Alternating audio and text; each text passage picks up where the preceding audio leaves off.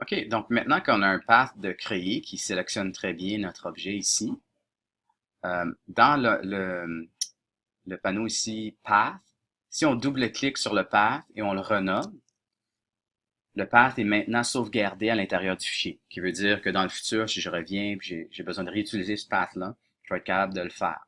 Si ça demeure un work path, il va disparaître une fois qu'on ferme l'image. Okay? Donc, dans ce cas ici, j'ai sauvegardé. Je sélectionne le path. À partir d'ici, il y a une couple de choses qu'on peut faire, pas mal intéressant. C'est d'un, créer une sélection.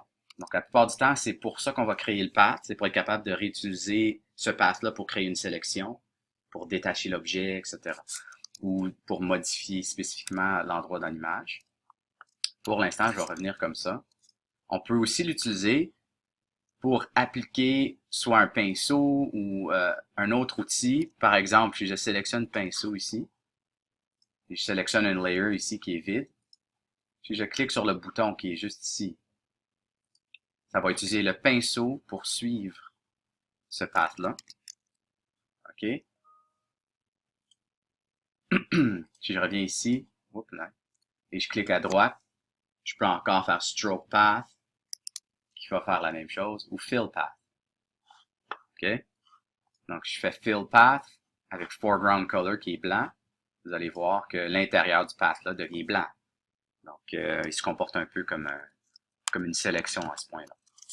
OK? Mais pour nous, on veut créer une sélection.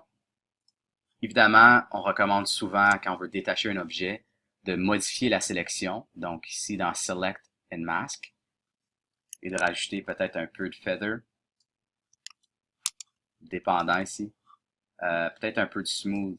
C'est à vous de voir là, avec le masque rouge. On voit ici que ma sélection n'est pas parfaite. Donc là, je pourrais retourner dans mon path pour le corriger. Okay? Des fois, le contraste, dépendant encore de l'image, on va vouloir modifier ces réglages-là un peu. Mais évidemment, le feather, c'en est un on veut modifier. Donc, je vais cliquer OK.